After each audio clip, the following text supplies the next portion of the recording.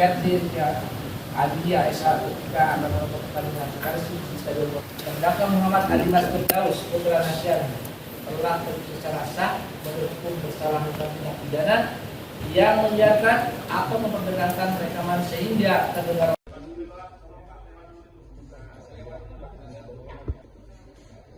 Ada kursi duduk.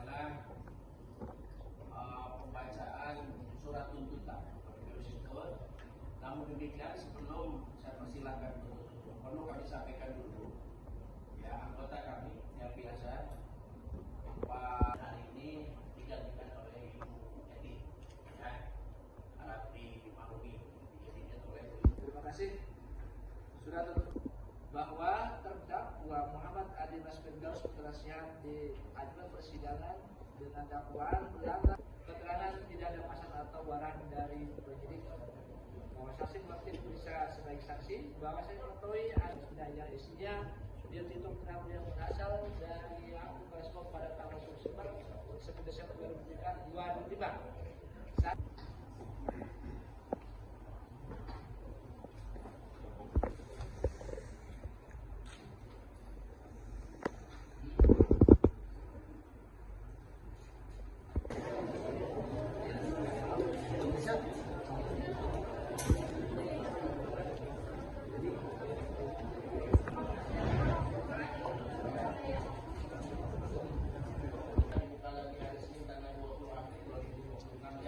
Pagi. Penuntut umum diperintahkan agar menghadirkan terdakwa pada hari sidang tersebut. Demikian, terima kasih sidang ditutup.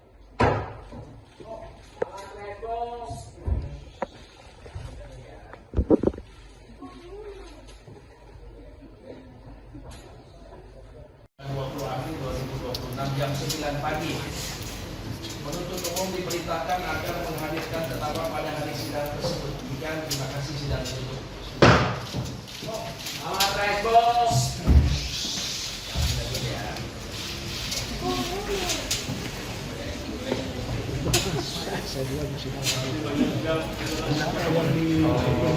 Jadinya gini, tadi putusan itu kita diberikan pasal 243 sesuai dengan dakwaan ya. Pasal 243 KUHP yang baru ya. Kemudian untuk pidananya kita tutup 2 tahun 4 bulan, ini 2 tahun setengah. Sebenarnya untuk barang bukti ada yang digunakan untuk kejahatan itu dirampas. Nah sebenarnya yang tidak berhubungan dengan kejahatan kita kembalikan kepada terdakwa. Untuk sidang selanjutnya Pak karena memang berarti pasal baru itu Pak? Ya? Pasal baru? Oh, bukan, itu pasal undang-undang baru? Ya, jadi pasal itu dari yang tadi diatur dalam undang-undang ITE, tapi sekarang diatur di dalam KUHP. Jadi masuk dalam pasal 243 KUHP. Pak hakim tadi memberi Ya, untuk terdakwa menyampaikan kembali penolakan dalam. ya Tapi ke memang. depan bagaimana? Ya kita lihat dulu nanti dari pembela yang disampaikan oleh penasihat atau terdakwa bagaimana ya. Kita bisa bertanya apa kita mau jawab langsung atau kita mau jawab dulu boleh klik. Lihat pokoknya lihat dulu lihat nanti. Pak Jaksa. Ya. Nun Pak. Pak, saya respons setuju. 6 bulan? 2 tahun 6 bulan. Iya. Gimana Pak? Menurut saya soal berat tidaknya tidak perlu saya komentari, tapi yang perlu kami komentari bahwa tuntutan itu tidak mengacu kepada fakta persidangan, tidak dipertimbangkan 2 hal yang sudah pasti itu. Bahwa terdakwa telah menghapus konten yang memuat ucapan kebencian itu, bahkan sebelum laporan. Karena menurut fakta persidangan itu tanggal 9 sudah dihapus. Sementara laporan polisi yang dibuat oleh rekan-rekan dari Aliansi Sunda Ngahiji maupun dari Viking itu tanggal 11. Yang kedua yang tidak dipertimbangkan bahwa terdakwa sudah meminta maaf dan juga diterima maafnya walaupun diminta agar proses hukum tetap berjalan. Itu yang disampaikan oleh para saksi yang mewakili korban. Saya anggap mewakili korban masyarakat Sunda dan Viking. Jadi 2 hal itu tidak dipertimbangkan sehingga saya pikir apa yang dituntut oleh jaksa itu tidak berpijak kepada fakta persidangan. Hal lain yang juga krusial menurut kami adalah dihilangkannya unsur tentang terjadinya kekerasan terhadap orang dan barang. Padahal baik di undang-undang mengenai KUHP maupun undang-undang penyelesaian pidana, ya, pasal 243 ayat 1 itu frasanya diantaranya bahwa seseorang yang melakukan ucapan kebencian untuk diketahui umum yang menimbulkan rasa permusuhan sehingga terjadinya kekerasan terhadap orang dan barang. Dalam surat dakwaan tadi itu tidak diuraikan mengenai terjadinya kekerasan terhadap orang dan barang. Selama proses pemeriksaan saksi ada upaya jaksa untuk menggiring terjadinya terjadinya kegaduhan. Namun para saksi mengatakan apa adanya bahwa kegaduhan yang terjadi itu adalah kegaduhan yang terjadi melalui DM. Ya, orang-orang mengusulkan adanya aksi ke Polda atau ke aparat penegak hukum. Namun hal itu tidak pernah terjadi. Tidak pernah dikonfirmasi sehingga berujung pada keterbuktian dakwaan. Tidak pernah dikonfirmasi apakah telah terjadi kekerasan terhadap orang dan barang. Akan disampaikan dalam pledoi nanti? Pasti akan kita sampaikan karena memang itu kewajiban kita menurut hukum. Salah satunya apa Bang, pledoi nanti mungkin dari selain itu Bang? Ya, hal-hal yang tidak cukup ditimbang oleh jaksa berdasarkan fakta persidangan serta adanya unsur yang dalam tanda petik dikoruptif lah. Nanti ditulis atau disampaikan respon atau ditulis.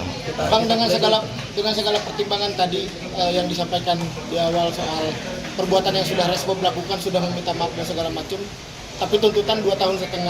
Ini seperti pembalasan nggak gitu ke klien abang gitu Bang? Saya tidak menganggap pembalasan, tetapi kami beranggapan bahwa secara etika profesionalisme jaksa tidak mempertimbangkan fakta persidangan. Karena para pihak yang terlibat harus terikat pada fakta persidangan, baik itu penuntut, advokat maupun hakim nantinya dalam menjatuhkan putusan harus berdasarkan fakta persidangan. Ada permintaan maaf itu, ya kami akui secara norma sosial saudara Firdaus itu telah melakukan, secara norma hukum belum tentu. Disitulah proses hukum ini menguji kebersalahan terdakwa itu di mata hukum.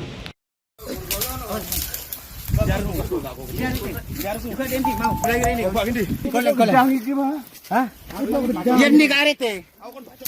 Ano. Iki. Arete ketemu. Sama-sama pingin cari paku enggak? Iya, ono pinggir omah emang melayu.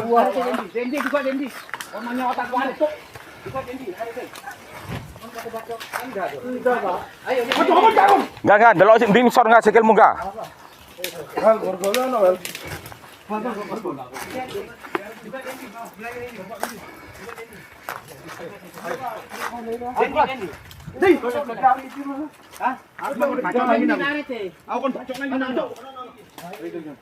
Oke. Di hari tebal. Oke. Yo, melawu ayu enak-enak. Aku kafe cuma sakit dengan tinggi. Iki. Anu saja video. Nggih. Jaket yang digunakan. Sarung iki. Sarungan ya kamu. Sarung iki. Sarung apa? Ya kato apa? Empun betul kato sarungan. Helm iki helm. Sarungan.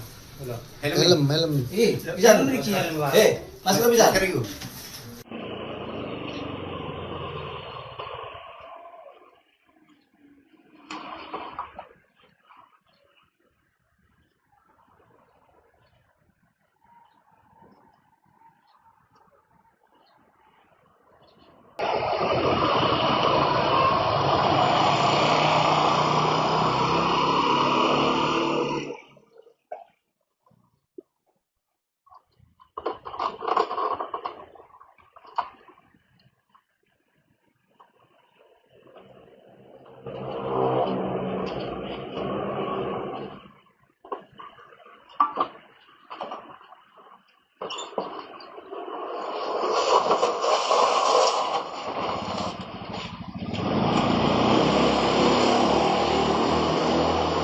Salam sejahtera, pemirsa sekalian sore, teman-teman dari media.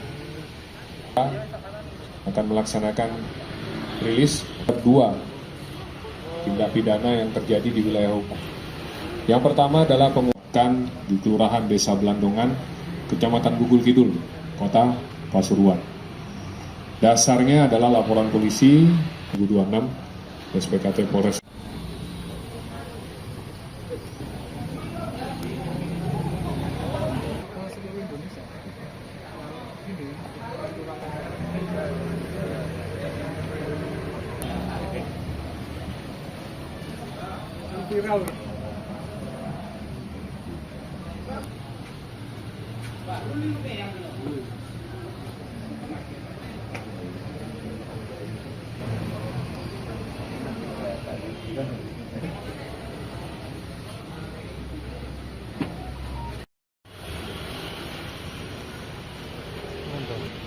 Satu, dua.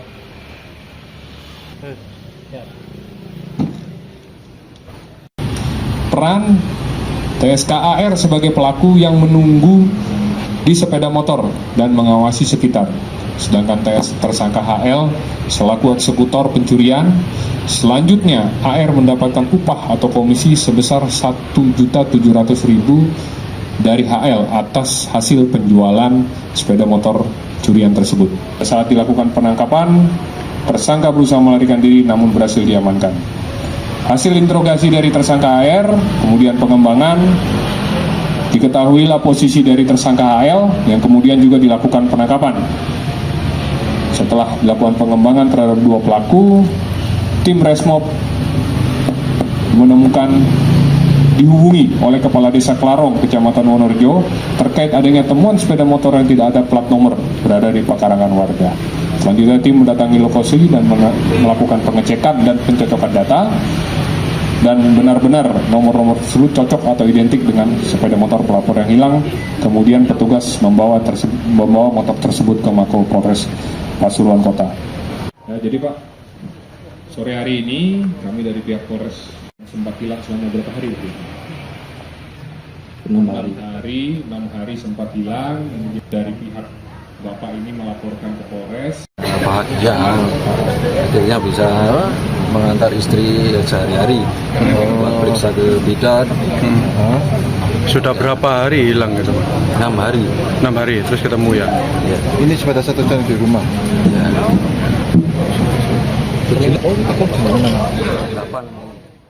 Stay updated. Info terkini masih banyak.